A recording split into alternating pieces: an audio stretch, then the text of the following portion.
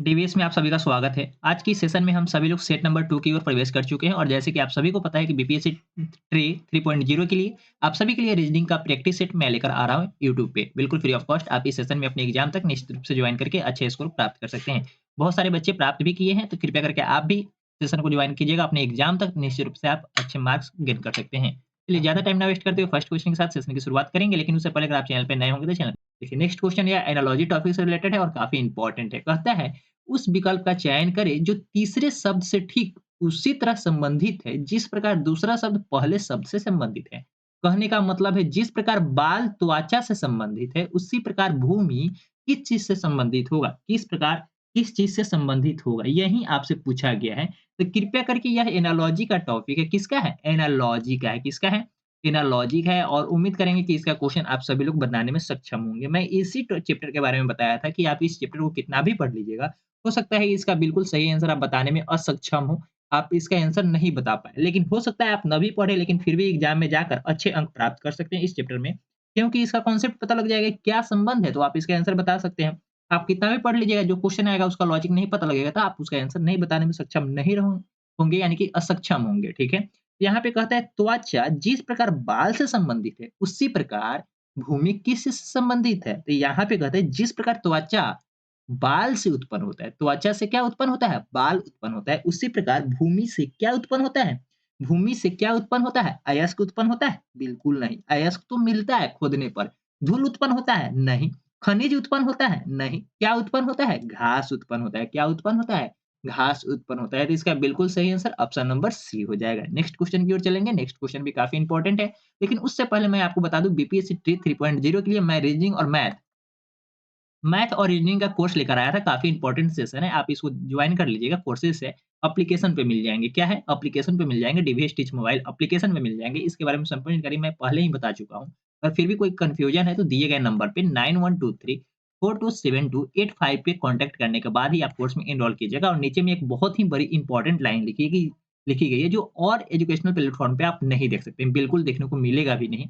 तो कृपया करके इसे ध्यान से पढ़ लीजिए। कहा जा रहा है if you find our content not to be best we offer a 100% refund policy with no questions asked. इसका मतलब है हिंदी में कहने का तर्क यही है कि अगर आपको हमारे द्वारा कंटेंट उपलब्ध कराया गया कंटेंट अगर आपको अच्छा नहीं लगता है या आप कहते हैं कि अच्छा नहीं है, हमारे एग्जाम के लिए बेनिफिशियरी नहीं है, तो हम आपसे एक भी क्वेश्चन नहीं पूछेंगे और 100% रिफंड पॉलिसी के साथ आपकी जितनी भी पैसा है पेमेंट होगी वह सभी आपको रिफंड कर दिया जाएगा। कोई भी क्वेश्चन नहीं पूछा जाएगा क्यों नहीं है, क्या कमी है, इस टाइप का कोई भी क्वेश्चन नहीं। इसलिए आप ध्यान से कोर्स को जॉइन कर लीजिए। अगर जॉइन करना चाहते हैं तो बहुत ही मिनिमम चार्जेस पे आप कह सकते हैं कि 1 मंथ का रिचार्ज का जो कॉस्ट है उससे भी कम चार्जेस में आपको कोर्स उपलब्ध हो जाएँगे। और काफ़ी इंपॉर्टेंट है मैथ और रीजनिंग में आप अगर चाहे कोर्स जॉइन करने के बाद तो 30 में 30 भी प्राप्त कर सकते हैं। जैसे कि आप सभी को पता होगा कि बीपीएससी टेट 2.0 में लगभग 30 से 31 क्वेश्चन पूछे गए थे मैथ और रीजनिंग को मिलाकर। तो उसी तरीके से आने वाले समय में भी 30 से 32 क्वेश्चन पूछे जाएँगे, तो उम्मीद है कि आप सेशन को जॉइन कर लीजिए तो उसके बाद 30 से और 32 क्वेश्चन आप हर हाल में अचीव कर सकते हैं। देखिए नेक्स्ट क्वेश्चन भी काफ़ी इंपॉर्टेंट है, यहाँ पे ध्यान से बनाना है आपको। एन का मतलब क्या है? एन का मतलब खोज लीजिए। एन से अभिप्राय है गुणना। एन से अभिप्राय क्या है? गुणना। 4 एल का मतलब क्या है? एल से अभिप्राय है प्लस। एल से प्लस का अभिप्राय है। और 21 है, क्या है? 21 पी। पी का अभिप्राय क्या है? पी का अभिप्राय है भाग। पी का अभिप्राय क्या है? भाग। पी का अभिप्राय है भाग। और एम का मतलब है एम का अभिप्राय है घटाव। एम का अभिप्राय है घटाव। अब इसको आपको सोल्व करना है। क्या करना है? सोल्व करना है। तो सोल्व करने के लिए तो काफ़ी ईज़ी वे है। आप जैसे भी चाहिए इसको सोल्व कर लीजिए। तो इसको इतना को सोल्व करिएगा तो 7 आ जाएगा। कितना आ जाएगा? 7 आ जाएगा। और प्लस इसके बाद तो भाग करने के बाद क्या करते हैं? गुणा करते हैं। तो गुणा कर लीजिएगा 8 हो जाएगा। इसके बाद फिर से तब जोड़ करेंगे तब घटाएँगे तो 8 7 15 हो जाएगा। क्या हो जाएगा? 15 में से 6 हो जाएगा तो 9 हो जाएगा। इसका बिल्कुल सही आंसर ऑप्शन नंबर कौन-सा है? ऑप्शन नंबर बी हो जाएगा। कोई दिक्कत नहीं। आगे चलेंगे नेक्स्ट क्वेश्चन की ओर। नेक्स्ट क्वेश्चन भी काफ़ी इंपॉर्टेंट है, कृपया करके ध्यान से बताइएगा। यह भी जो क्वेश्चन है एनालॉजी से रिलेटेड है। किस चीज़ से रिलेटेड है? एनालॉजी से रिलेटेड है और उम्मीद करता हूँ कि सभी बच्चे इसका सही आंसर देने में सक्षम होंगे। उस पद का चयन करें जो तीसरे पद से ठीक उसी तरह संबंधित है जिस प्रकार दूसरा पद पहले पद से संबंधित है। कहने का मतलब है जिस प्रकार टक्का सुई से संबंधित है, उसी प्रकार चाकू किससे संबंधित होगा? किस चीज़ से संबंधित होगा? तो आपको बस यही ध्यान रखना है कि टक्का जिस प्रकार सुई से संबंधित है, उसी प्रकार आपको चाकू किस चीज़ से संबंधित होगा? किस चीज़ से संबंधित होगा? वही आपको बताना है। देखिए, कहने का सीधा-सा मतलब है, एनालॉजी का सीधा-सा मतलब यही होता है कि इसके आप लॉजिक को फाइंड कर लेंगे तो आंसर बताने में सक्षम होंगे, अन्यथा नहीं। तो ज़्यादा टाइम ना वेस्ट करते हुए आपको डायरेक्ट इसका आंसर बताते हैं कि आखिर होगा क्या? तो आप सभी को पता होगा कि सुई का मतलब क्या होता है? सुई का मतलब क्या होता है? टक्का लगाने के लिए किसकी आवश्यकता होती है? टक्का लगाने के लिए किसकी आवश्यकता होती है? तो सुई की आवश्यकता होती है। टक्का लगाने का मतलब है जब आपका सर फट जाता है या कहीं कट जाता है तो वहाँ पे बैंडेज किया जाता है, सॉरी वहाँ पे जो टक्का लगाया जाता है उसके लिए किस चीज़ की आवश्यकता होती है? तो सुई की आवश्यकता होती है। अगर ये आपको समझ में नहीं आया तो शर्ट का जो बटन है उसको टाँकने के लिए, आपके शर्ट में लगाने के लिए अगर बटन टूट जाता है तो उसको टाँकने के लिए किस चीज़ की आवश्यकता होती है? तो सुई की आवश्यकता होती है। उसी तरीके से चाकू का प्रयोग कहाँ पे किया जाता है? किस चीज़ के लिए प्रयोग किया जाता है? इसका बिल्कुल सही आंसर आपका क्या हो जाएगा? इसका बिल्कुल सही आंसर आपका कट के लिए हो जाएगा। क्या? कट के लिए हो जाएगा। ब्लेड के लिए होगा क्या? चाकू ब्लेड किस प्रकार से संबंधित है? किसी प्रकार से तो संबंधित नहीं है, तो ये तो आपका बिल्कुल गलत आंसर हो जाएगा। मक्खन और चाकू में तो कोई रिलेशन ही नहीं है भाई। कोई रिलेशन नहीं है तो ऑप्शन नंबर बी कैसे हो जाएगा? यहाँ पे शार्प, चाकू तेज है, भोथ है, इससे तो बात नहीं कहा जा रहा है ना। सुई, टका भोथ है या कथी है, उससे उसके बारे में तो कुछ कहा नहीं गया आपको। तो ये शार्प और तेज भोथ के बारे में कैसे जानकारी आ जाएगी? नहीं। तो यहाँ पे जब 3 ऑप्शन गलत होते हैं तो चौथा ऑप्शन बिल्कुल सही होता है। ऑप्शन नंबर कौन-सा? ऑप्शन नंबर सी इसका बिल्कुल सही आंसर है। चाकू क्या है? कट का, यानी कि चाकू से क्या हो जाता है? हाथ कट जाता है। कोई दिक्कत नहीं। आगे चलेंगे नेक्स्ट क्वेश्चन की ओर। नेक्स्ट क्वेश्चन भी काफ़ी इंपॉर्टेंट है। ध्यान से बनाइएगा। ये भी क्वेश्चन आपका जो है मैथमेटिकल ऑपरेशन से ही है। इसमें भी ज़्यादा टाइम ना वेस्ट करते हुए आपको जस्ट इस टाइप के क्वेश्चन को आपको ध्यान से एक बार देख लेना है। इसी टाइप के क्वेश्चन पूछे जाएँगे जब भी मैथमेटिकल ऑपरेशन के क्वेश्चन पूछे जाएँगे। यहाँ पे कहता है एन का मतलब क्या है? देखिए एन का सीधा-सा मतलब यह दिया हुआ है कि एन का मतलब गुणना है। क्या है? गुणना है। 5 एल का मतलब क्या है? एल का मतलब देखिए एल का मतलब प्लस है। एल का मतलब क्या है? प्लस 50। पी का मतलब क्या है? तो पी का मतलब है भाग। पी का मतलब क्या है? भाग। एम का मतलब क्या है? एम का मतलब घटाव। एम का मतलब घटाव। अब आपके सामने इक्वेशन आ चुका है, सभी कुछ आपको पता लग चुका है कि कहाँ पे क्या है दिया हुआ। तो यहाँ पे सबसे पहले आप क्या करेंगे? भाग करेंगे तो प 50 को 5 से भाग करेंगे 10 आ जाएगा। इसके बाद आप क्या करेंगे? गुणा करेंगे तो 28 पच्चे गुणा करेंगे तो कितना हो जाएगा? 8 पचे 40 और 20 पचे 100 यानी कि 140 आ जाएगा। कितना आ जाएगा? 140 और यहाँ पे 10 घटाएँगे तो 10 पचे 50 यानी कि 150 में से 4 जाएगा तो कितना हो जाएगा? 146 ऑप्शन नंबर आपका कौन-सा सही है? 146 आपका ऑप्शन नंबर कौन-सा? ऑप्शन नंबर बी बिल्कुल सही है, कोई दिक्कत नहीं। इस टाइप के क्वेश्चन को बस आपको यहीं ध्यान में रखना होगा कि एल और एम का क्या साइन दिया गया है, उस साइन को वहाँ पे बैठा कर और बोर्ड मार्क्स के अकॉर्डिंग उसको सॉल्व कर देंगे, बिल्कुल सही आंसर प्राप्त हो जाएगा, कोई दिक्कत नहीं। उम्मीद करता हूँ कि इस टाइप के क्वेश्चन जब आपसे पूछे जाएँगे आपके एग्जाम में तो निश्चित रूप से उसका बिल्कुल सही आंसर बनाने में सक्षम होंगे। आगे चलेंगे नेक्स्ट क्वेश्चन की ओर, नेक्स्ट क्वेश्चन भी काफ़ी इंपॉर्टेंट है, ध्यान से बनाएँगे। कहता है कि उस विकल्प का चयन करें जिसका तीसरे पद से वही संबंध है जैसा कि दूसरे पद का पहले पद से संबंधित है। गाड़ी किस चीज़ से चलता है? तो पेट्रोल से। उसी प्रकार बिजली से क्या जलता है? बिजली से क्या जलता है? माल। वस्तु है क्या? नहीं।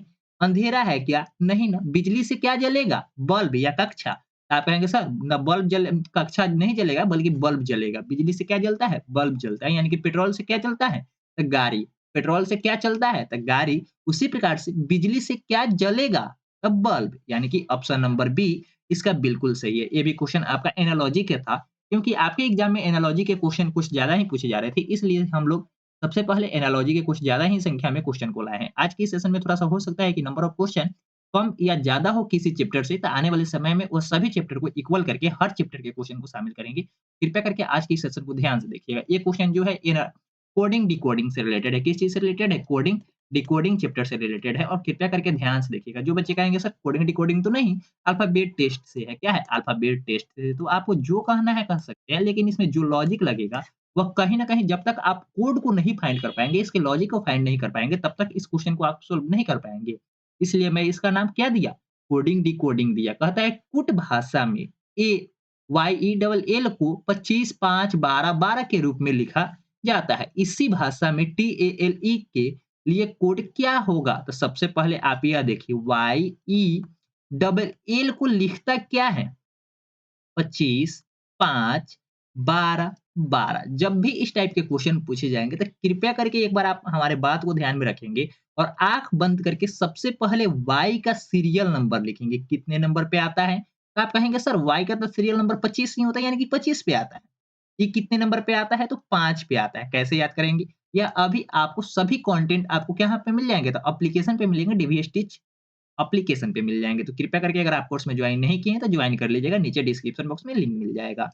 तो 5 पे ई आता है, उसी तरीके से एल कितने नंबर पे आता है? तो 12 नंबर पे आता है। फिर से एल कितने नंबर पे आएगा? तो 12 नंबर पे।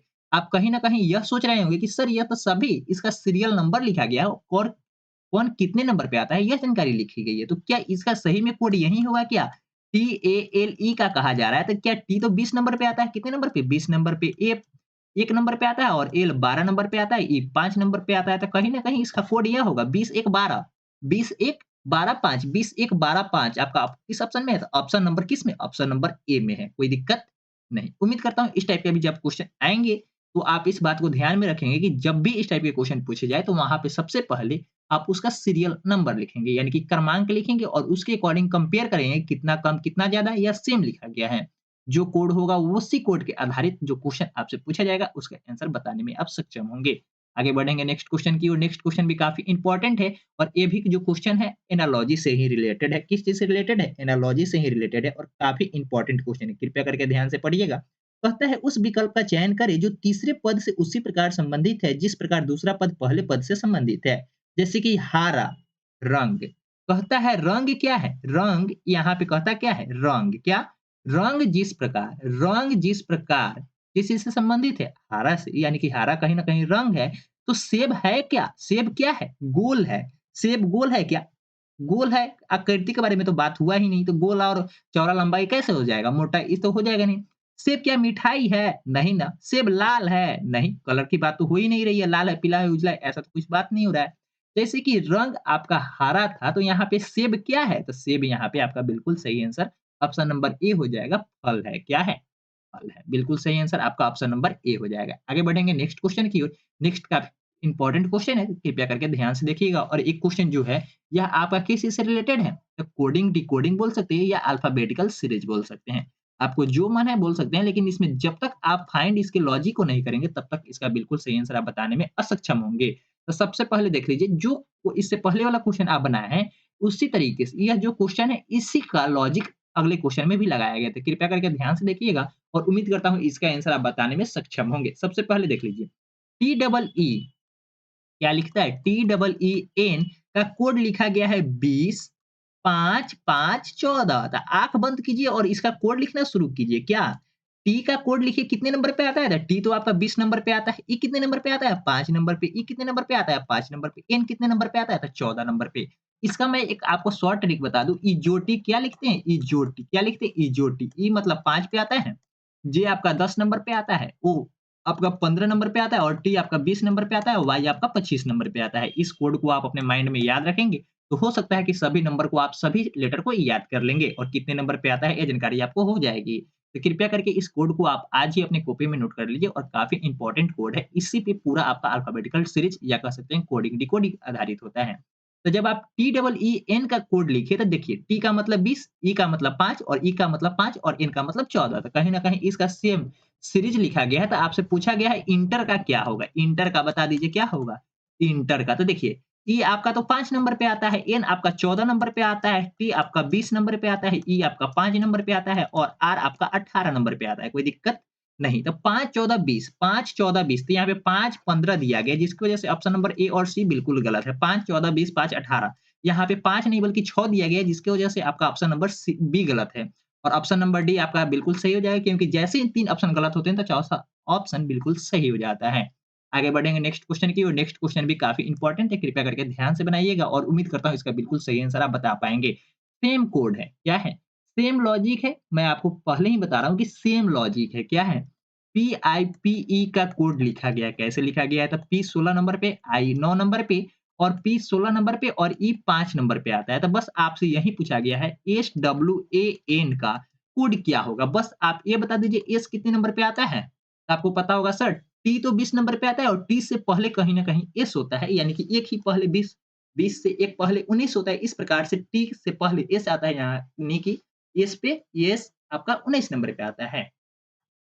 13 नंबर पे एम होता है और 23 नंबर पे क्या होता है? डब्ल्यू और 1 नंबर पे एक ए होता है और एन नंबर पे एन 14 नंबर पे होता है। तो कहीं न कहीं 19, 23, 1 इसका क्या हो जाएगा? कोड हो जाएगा। अंतिम अक्षर क्या होगा? अंतिम अक्षर क्या होगा? अंतिम अक्षर क्या आ रहा है? 4 आ रहा है। क्या आ रहा है? 4, तो इसका बिल्कुल सही आंसर ऑप्शन नंबर क्या हो जाएगा? ऑप्शन नंबर ए हो जाएगा। कोई दिक्कत नहीं। उम्मीद करता हूँ कि आपको अच्छे से समझ में आ रहे होंगे सेशन, तो कृपया करके सेशन को लाइक कर दीजिएगा। अपने सारे दोस्तों के साथ सेशन को शेयर भी कर दीजिएगा। इसका पीडीएफ आपको क्लास नोट्स नीचे उपलब्ध कराए गए लिंक के माध्यम से आपको व्हाट्सएप पे, टेलीग्राम ग्रुप पे और एप्लीकेशन पे सेंड कर दिया जाएगा। तो कृपया करके आप इसे हर हाल में अपने पास सुरक्षित रखेंगे। जो नेक्स्ट क्वेश्चन है काफ़ी इंपॉर्टेंट है और कृपया करके यह जो मिसिंग नंबर का क्वेश्चन है, लेटर सीरीज भी बोल सकते हैं। क्या बोल सकते हैं? मिसिंग नंबर लेट और नंबर सीरीज भी बोल सकते हैं। बहुत सारे बच्चे बोलते हैं कि सर मिसिंग नंबर तो नहीं, लेकिन यह कहीं न कहीं आपका किस चीज़ से है? नंबर सीरीज से ही है। तो नंबर सीरीज बड़का चैप्टर का नाम हो जाता है, पाठ का नाम हो जाता है। उसके अंदर में मिसिंग नंबर, अल्टरनेट सीरीज बहुत सारे सीरीज आते हैं जो कि नंबर सीरीज के अंदर आते हैं। तो वहीं में से एक सीरीज का नाम आपका मिसिंग नंबर है। क्या है? मिसिंग नंबर, मिसिंग सीरीज है। यहाँ पे कहता है 25 से 31 हुआ, 31 से 38 हुआ, 38 से 46 हुआ। तो सबसे पहले आपको आँख बंद करके कृपया करके देख लीजिए क्या सीरीज बढ़ रहा है या घट रहा है? सीरीज बढ़ रहा है या घट रहा है? इस दोनों में आप कंपेयर कीजिएगा तो कहिएगा सर यह तो सीरीज कहीं न कहीं बढ़ रहा है। सीरीज कहीं न कहीं क्या हो रहा है? बढ़ रहा है। तो यानी कि इसका जो भी आंसर होगा इसका अगला यानी कि इससे ज़्यादा ही होगा। 46 से ज़्यादा ही होगा। तो कृपया करके आप इसका डिफरेंस निकालने की कोशिश कीजिए। 31 और 25 के बीच में डिफरेंस देखिएगा तो 6 का आएगा। कितने का आएगा? 6 का आएगा। 31 और 38 के बीच में डिफरेंस देखिएगा तो सर 7 का आएगा। कितने का आएगा? 7 का आएगा। और 38 और 46 के बीच में डिफरेंस देखिएगा तो 8 का आएगा। कितने का आएगा? 8 का डिफरेंस आएगा। तो देखिए, क्या यहाँ पे 1 का डिफरेंस क्या यहाँ पे 1 का डिफरेंस तो क्या अगला भी 1 का डिफरेंस होगा? हाँ, बिल्कुल। 6, 7, 8 के बाद क्या आता है? 9 आता है। तो 46 में 9 जोड़ दीजिएगा तो कितना हो जाएगा? 46 में 9 आप जोड़ दीजिएगा तो 55 हो जाएगा। क्या हो जाएगा? पचन 55 हो जाएगा, बिल्कुल सही आंसर। इसका ऑप्शन नंबर कौन-सा हो जाएगा? तो इसका बिल्कुल सही आंसर ऑप्शन नंबर सी सही हो जाएगा, कोई दिक्कत नहीं। उम्मीद करता हूँ बिल्कुल सही आंसर इसका ऑप्शन नंबर सी है और आपको समझ में आ गया होगा किस टाइप से क्वेश्चन को फाइंड किया जाता है और किस टाइप से अटेम्प्ट किया जाता है। देखिए, अब यहाँ पे एक बीच में क्वेश्चन पूछा गया है। कहा जा रहा है कि 7, 10, 14 अगला क्या होगा? 25, 32 इस टाइप के सीरीज़ दिए गए हैं और इसमें आपसे आंसर पूछता है कि 7, 10, 14 के बाद अगला क्या होगा? उसके बाद अगला 25, 35 दिया ही है। 35 नहीं सॉरी 32 दिया हुआ है। क्या दिया हुआ है? 32 दिया हुआ है। तो इसका भी आप डिफरेंस निकालने की कोशिश कीजिए, 3 आ जाएगा। इसका डिफरेंस निकालिएगा तो 4 आ जाएगा। अगला कितने का डिफरेंस होगा? तो 5 का हो जाएगा।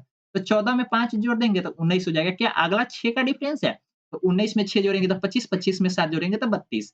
कहीं न कहीं इसका बिल्कुल सही आंसर ऑप्शन नंबर कौन-सा जाएगा? तो ऑप्शन नंबर इसका ए हो जाएगा, कोई दिक्कत नहीं। आगे बढ़ेंगे नेक्स्ट क्वेश्चन की ओर। नेक्स्ट क्वेश्चन काफ़ी इंपोर्टेंट है और यहाँ पे भी आपको डिफरेंस निकालने की आवश्यकता है। तो सबसे पहले डिफरेंस निकाल लीजिए और देखिए कृपया करके ध्यान से इसमें क्या हो रहा है?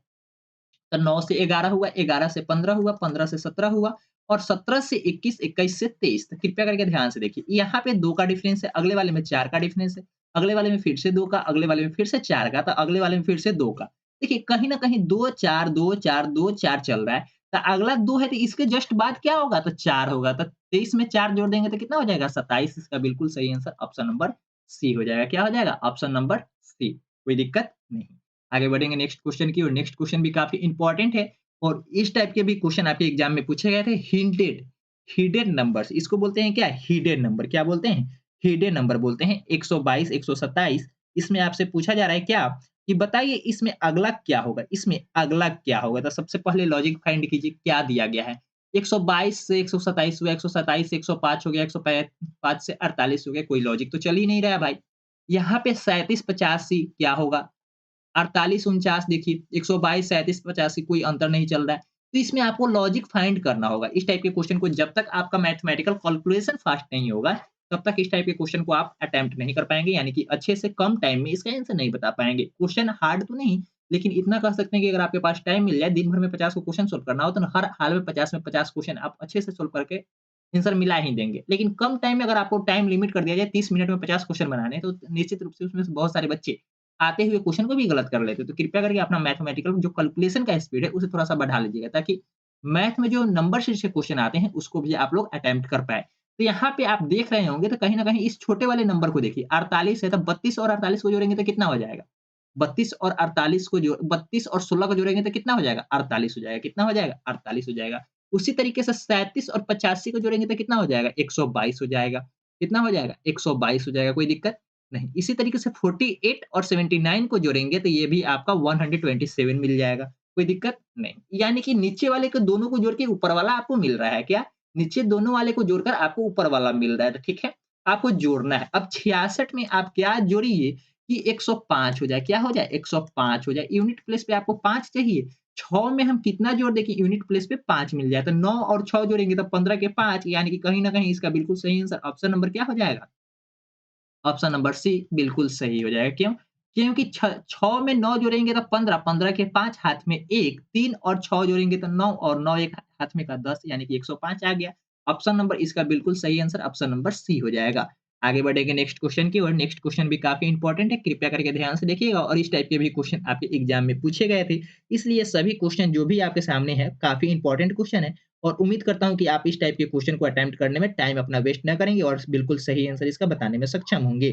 कृपया करके ध्यान से देखिए, कहता है 1, 4, 3, 3, 3, 1, 1, 3, 3 49 हो गया, 4, 3, 1 64 हो गया, 4, 2 169 हो गया। तब बताइए क्या सीरीज़ चल रहा है? क्या-क्या इसके बीच में लॉजिक क्या चल रहा है? सबसे पहले आप यह फाइंड कर लीजिए लॉजिक चल क्या रहा है? कि इस सीरीज़ को या इस हिडन फिगर को आप पहचानने की कोशिश करेंगे, तो सबसे पहले 1, 3 और 3 को जोड़िए तो 1, 3 और 3 को जोड़ेंगे तो कितना हो जाएगा? 7 हो जाएगा। 7 हो गया, ठीक है। 4 और 3 को जोड़ेंगे तो कितना हो गया? 7, 7 और 1 को जोड़ेंगे तो 8 मिल गया, कोई दिक्कत? बिल्कुल नहीं। तो देखिए 7 का स्क्वायर कितना होता है? 7 का स्क्वायर तो 49 होता है और 8 का स्क्वायर कितना होता है? 8 का स्क्वायर कितना होता है? तो आप कहेंगे सर 64 होता है। कितना होता है? 64 होता है। कितना होता है? 64 होता है। ठीक है? यानी कि ऊपर दोनों तीनों को जोड़ करके नीचे का स्क्वायर लिखा गया है। यानी कि तीनों को जोड़ने के बाद जो अंक आ रहा है उसी का स्क्वायर नीचे लिखा गया है। तो 13 का स्क्वायर कितना होता है? 169 होता है। क्या होता है? 169 होता है। 169 होता है। तो यहाँ पे देखिए 4 और 2 को जोड़ेंगे तो 6 हो गया, लेकिन हमें चाहिए 13। तो क्या जोड़ेंगे कि 6 और 6 में हम क्या जोड़े कि 13 मिल जाए? 6 में क्या जोड़े कि 13 मिल जाए? तो आप कहेंगे सर ज़्यादा कुछ नहीं 7 जोड़ दीजिए हमारा बिल्कुल सही आंसर प्राप्त हो जाएगा। इसका बिल्कुल सही आंसर कौन-सा है? इसका बिल्कुल सही आंसर ऑप्शन नंबर क्या हो जाएगा? ऑप्शन नंबर सी हो जाएगा। क्या हो जाएगा? ऑप्शन नंबर सी बिल्कुल सही आंसर हो जाएगा। क्यों? क्योंकि यहाँ पे क्वेश्चन मार्क के स्थान पे 7 आएगा, 7 रख देंगे तो 7 4 11, 11 2 13, 13 का स्क्वायर 169 यानी कि बिल्कुल सही सर्टिफाइड कर रहा है। यानी कि बिल्कुल सही आंसर इसका ऑप्शन नंबर कौन-सा हो जाएगा? तो ऑप्शन नंबर सी हो जाएगा। नेक्स्ट क्वेश्चन भी काफ़ी इंपॉर्टेंट है और उम्मीद करूँगा कि इस टाइप के जब भी क्वेश्चन आपके एग्ज़ाम में आएँगे तो बिल्कुल सही आंसर बता पाएँगे। कृपया करके ध्यान से देखिएगा तो आपको ज़्यादातर इस क्वेश्चन में आपको पता लगेगा कि एक पूछा जा रहा है यह कितना है? क्वेश्चन मार्क के स्थान पे क्या आएगा? यही ना पूछा जा रहा है। तो देखिए ध्यान से देखना शुरू कीजिए। 8 का स्क्वायर 64 जस्ट डायरेक्ट लिखा गया है। 8 का स्क्वायर कितना? 64। 2 का स्क्वायर देखेंगे तो 4 लिखा गया, 5 का स्क्वायर देखेंगे तो 25 लिखा गया है, तो 1 का स्क्वायर ही ना लिखना है। तो बताइए 1 का स्क्वायर कितना हो जाएगा? 1 होगा, 3 होगा, 5 होगा, 4 होगा, क्या होगा? तो ऑप्शन नंबर 1 हो जाएगा, यानी कि ऑप्शन नंबर ए बिल्कुल सही आंसर होगा। क्यों? क्योंकि 1 का स्क्वायर तो 1 ही होता है, 1 गुना 1 करेंगे, स्क्वायर का मतलब क्या है? 2 बार गुना। 2 बार गुना इतना तो आप सभी को पता होगा, तो ऑप्शन नंबर ए बिल्कुल सही है। आगे बढ़ेंगे नेक्स्ट क्वेश्चन की और नेक्स्ट क्वेश्चन भी काफ़ी इंपॉर्टेंट है। यह क्वेश्चन आपका डायरेक्शन एंड डिस्टेंस से है। किस चीज़ से रिलेटेड है? तो डायरेक्शन एंड डिस्टेंस टॉपिक से रिलेटेड है। किस चीज़ से? डायरेक्शन एंड डिस्टेंस से रिलेटेड है और काफ़ी इंपॉर्टेंट टॉपिक है। इसको हम बोलते हैं दिशा और दूरी। दिशा और दूरी से संबंधित क्वेश्चन है। कृपया करके इसे नोट कर लीजिएगा और इस टाइप के क्वेश्चन आपके एग्जाम में आने की संभावना रहेगी और इस टाइप के क्वेश्चन पूछे भी गए थे। तो कृपया करके ध्यान से देखिएगा। कहता है परिनीति परिणीता परिणीता उत्तर दिशा में तो सबसे पहले आपको डायरेक्शन डिस्टेंस जब पढ़ेंगे तो वहां पे आपको एक कॉन्सेप्ट याद कराया जाता है बोर्ड पे सबसे पहले आप वी लिखेंगे ऊपर में नॉर्थ लिखेंगे नीचे में साउथ लिखेंगे तो उत्तर यानी कि नॉर्थ उत्तर मीन्स क्या है नॉर्थ ठीक है ऊपर की ओर हमें जाना है परिणीता को लेकर कहाँ जाना है ऊपर की ओर जाना है आकाश की बात नहीं कर रहे हैं उत्तर दिशा की ओर जाना है उत्तर दिशा की ओर जाती है परिणीता मान लीजिए यहाँ से चलना प्रारंभ करती है और उत्तर दिशा में चल दी। यह उत्तर दिशा है, उत्तर दिशा में जाती है और फिर दाईं ओर। अब मान लीजिए इसका फेस इसी डायरेक्शन में है, तो इधर आपका राइट हो जाएगा, इधर आपको लेफ्ट हो जाएगा। आप खुद को इस पॉइंट पे खड़ा कर दीजिए और फेस आप अपना नॉर्थ की दिशा की ओर रखिए। तो आपका राइट इधर हो जाएगा, तब दाईं मुड़ जाती है, ठीक है? दाईं मुड़ जाती है, फिर से दोबारा दाईं मुड़ जाती है, फिर बाईं मुड़ जाती है। तो अब बताइए परिणीता कि किस दिशा में है, ठीक है? 2 बार राइट मुड़ती है, तो एक बार राइट मुड़ गई, फिर से एक बार राइट मुड़ेगी, ठीक है? मुड़ गई। अब कहता है फिर से 2 बार दाईं मुड़ती है, दोबारा दाईं मुड़ती है, फिर बाईं मुड़ती है। अब यहाँ से क्या करती है, इधर ना मुड़कर बाईं मुड़ जाती है, इधर बाईं मुड़ गई। बाईं मुड़ जाती है तो अब परिणीता किस दिशा में जा रही है? परिणीता किस दिशा में जा रही है तो आपको पता होगा। हम लोग बोर्ड पे क्या लिखते हैं? वी लिखते हैं, वी और ऊपर में नॉर्थ, नीचे में साउथ लिखते हैं। तो ई फॉर ईस्ट यानी कि अभी यह किस दिशा में जा रही है? ईस्ट दिशा में यानी कि पूर्व दिशा की ओर जा रही है। किस दिशा की ओर जा रही है? तो पूर्व दिशा की ओर जा रही है। किस दिशा में जा रही है? तो पूर्व दिशा की ओर जा रही है। आप इसका बिल्कुल सही आंसर ऑप्शन नंबर ए हो जाएगा, कोई दिक्कत नहीं। इस क्वेश्चन को अटेम्प्ट करने का 2 तरीका है, क्या है? 2 तरीका है। सबसे पहले कितने लेफ्ट और कितने राइट है थोड़ा-सा काउंट कर लीजिए। तो उत्तर दिशा की ओर तो इसका फेस है ही। क्या है? उत्तर दिशा की ओर इसका फेस है। तो लिख लीजिए नॉर्थ साइड इसका फेस है, क्या है? फेस है। यहाँ पे 2 बार राइट घूमना है, 2 बार आर लिख लीजिए राइट घूमना है, 1 बार लेफ्ट घूम रहा है, एक लेफ्ट से एक राइट कैंसल आउट मतलब एक राइट या घूम जाए तो इसका बिल्कुल सही आंसर आ जाएगा। नॉर्थ यहाँ पे था और डायरेक्ट एक बार राइट घूम जाइए तो क्या हो जाएगा? ईस्ट आ जाएगा। नॉर्थ से एक राइट घूमेंगे तो आपका ईस्ट डायरेक्शन मिल जाएगा। यानी कि बिल्कुल सही आंसर ऑप्शन नंबर ए ही होगा, कोई दिक्कत नहीं। तो बनाने का बहुत सारा तरीका है लेकिन सभी का आंसर क्या आ जाएगा? सेम ही आएगा। आंसर जब भी होगा सेम आएगा। आंसर में कोई भी डिफरेंस नहीं होगा लेकिन मेथड चेंज हो सकता है, कोई दिक्कत नहीं है। इसका बिल्कुल सही आंसर ऑप्शन नंबर ए है। आगे बढ़ेंगे नेक्स्ट क्वेश्चन की ओर। नेक्स्ट क्वेश्चन भी काफ़ी इंपॉर्टेंट है। इसमें आपसे डिस्टेंस भी शामिल कर दिया गया है और आपसे थोड़ा-सा लॉजिकल खेलने के लिए, गेम खेलने के लिए आपसे ये क्वेश्चन थोड़ा-सा डिस्टेंस के साथ पूछा है। घबराएँगे नहीं, ये भी क्वेश्चन आपका डायरेक्शन एंड डिस्टेंस से ही क्वेश्चन है। काफ़ी इंपॉर्टेंट क्वेश्चन और ईज़ी क्वेश्चन है। ध्यान से बनाइए। कहता है सुंदर, सुंदर नाम का एक लड़का है, लड़की है, जो भी है हमें नहीं पता। सुंदर पूर्व की तरफ 4 किलोमीटर जाता है। आप एक डायरेक्शन बना लेंगे और कहता है पूर्व दिशा की ओर 4 किलोमीटर जाता है। तो आप सभी लोग तो अपने कॉपी में इतना तो पता होगा डायरेक्शन एंड डिस्टेंस के बारे में जब आप प्रैक्टिस सेट को अटेम्प्ट कर रहे हैं, तो निश्चित रूप से इतना तो आपको पता होगा। इतना कॉन्सेप्ट तो पता होगा ना? हाँ, पता है। वी लिखते हैं, बोर्ड पे क्या लिखते हैं? वी लिखते हैं, ऊपर में नॉर्थ लिखते हैं, माथा के ऊपर एन यानी कि नॉर्थ और नीचे में पैर की तरफ साउथ लिखते हैं यानी कि क्या? दक्षिण लिखते हैं। कहता है पूर्व दिशा की ओर 4 किलोमीटर कितना जाता है? 4 किलोमीटर। पूर्व दिशा की ओर 4 किलोमीटर। चलिए यहाँ से यह चलना प्रारंभ करता है किस दिशा में? पूर्व दिशा में 4 किलोमीटर। किस दिशा में? 4 किलोमीटर जाता है, 4 किलोमीटर जाता है। फिर वह दाईं ओर मुड़ जाता है, फिर वह दाईं ओर मुड़ जाता है। यहाँ से दाईं ओर मान लीजिए यहाँ पे इसका फेस रहता आपका फेस रहता, तो आपका दाईं इधर होता ना, इधर आपका दाईं नीचे की ओर होता है। लेकिन कहता है कितना किलोमीटर? मुड़ जाता है और 3 किलोमीटर जाता है, दशमलव नहीं बल्कि 3 किलोमीटर मान लीजिए क्योंकि इसमें डिस्टेंस से कोई मतलब है नहीं, सिर्फ दिशा पूछा जा रहा है तो 3 किलोमीटर ही मान लीजिए, ठीक है? 3 किलोमीटर नीचे की ओर, इधर राइट मुड़ता है यानी कि दाएँ मुड़ने के बाद 3 किलोमीटर चलता है, फिर से वह दाईं ओर मुड़ जाता है, यहाँ से फिर से यह दाईं ओर मुड़ जाता है, कितना मुड़ता है हमें नहीं पता, कितना किलोमीटर जाता है ये नहीं पता, लेकिन दाईं मुड़ जाता है, दाईं मुड़ जाता है, ठीक है? दाईं मुड़ जाता है और चलना जारी रखता है। अब वह किस दिशा की ओर जा रहा है? किस दिशा की ओर जा रहा है? तो कृपया करके ये बताइए कि अभी यह किस दिशा की ओर जा रहा है? एरो आपको किस दिशा की ओर इंडिकेट कर रहा है? तो आप कहेंगे सर वेस्ट की तरफ, डब्ल्यू की ओर इंडिकेट कर रहा है, किस दिशा की ओर? तो डब्ल्यू की तरफ इंडिकेट कर रहा है, किस दिशा की ओर? तो डब्ल्यू की ओर इंडिकेट कर रहा है, यानी कि डब्ल्यू फॉर क्या होता है? वेस्ट और वेस्ट का मतलब हिंदी में क्या होता है? पश्चिम होता है। हिंदी में क्या होता है? पश्चिम होता है। इतना तो आपको पता होगा। तो अभी यह किस दिशा में जा रहा है? पश्चिम दिशा की ओर जा रहा है, तो इसका बिल्कुल सही आंसर ऑप्शन नंबर क्या हो जाएगा? ऑप्शन नंबर बी बिल्कुल सही आंसर हो जाएगा, कोई दिक्कत नहीं। आगे बढ़ेंगे नेक्स्ट क्वेश्चन की ओर। नेक्स्ट क्वेश्चन काफ़ी इंपॉर्टेंट है और ये भी जो क्वेश्चन है डायरेक्शन डिस्टेंस से क्वेश्चन है। यह क्वेश्चन कल की तरह मैं आपको होमवर्क में देता हूँ, क्या? होमवर्क में देता हूँ और उम्मीद करता हूँ कि इसका बिल्कुल सही आंसर आप स्क्रीनशॉट कर लें और इसका कमेंट सेक्शन में आप आंसर ज़रूर बताने के बाद ही जाएँगे। कल ही एक बच्चे कमेंट किए हुए थे, उनका नाम मैं आपको बता देता हूँ थोड़ी देर में, कृपया करके थोड़ा-सा टाइम दीजिएगा।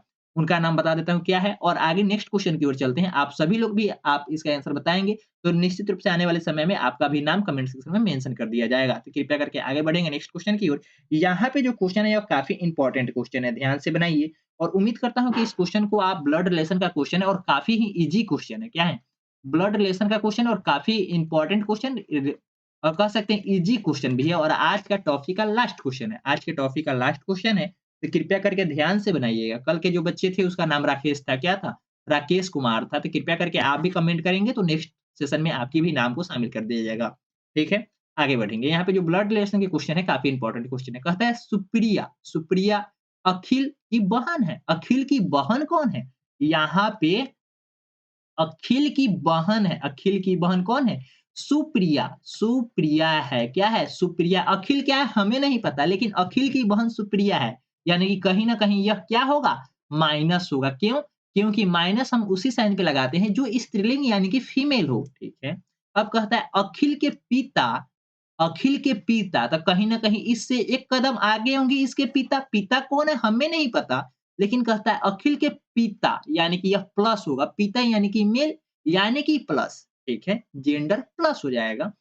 पिता की माँ सुप्रिया से, पिता की माँ। अब पिता की माँ, अखिल के पिता की माँ यानी कि इससे एक स्टेप और पिता की माँ यानी कि यह माइनस हो गया, कोई दिक्कत नहीं। माँ सुप्रिया से कैसे संबंधित है? सुप्रिया से कैसे संबंधित है? देखिए, यह कहीं आपको माँ से देखना है, कहाँ से? सुप्रिया से किस प्रकार है, किस प्रकार संबंधित है, यही ना देखना है। तो देखिए, सुप्रिया का यह भाई होगा, क्या होगा? यह दोनों में भाई-बहन होगा या बहन-बहन ही होगी, कोई दिक्कत नहीं, आपस में भाई-बहन हो सकता है। अखिल का जेंडर कन्फर्म नहीं है, तो मैं यह नहीं कह सकता कि वह भाई है या बहन है सुप्रिया की। लेकिन मैं इतना तो ज़रूर कर सकता कि सुप्रिया का या तो भाई होगा अखिल या तो बहन होगा। इसके अलावा कोई संभव है? नहीं, इसके अलावा तो कुछ संभव है ही नहीं।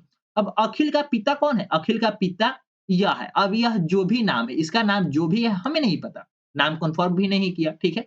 और पिता की माँ क्या होती है? दादी होती है। क्या होती है?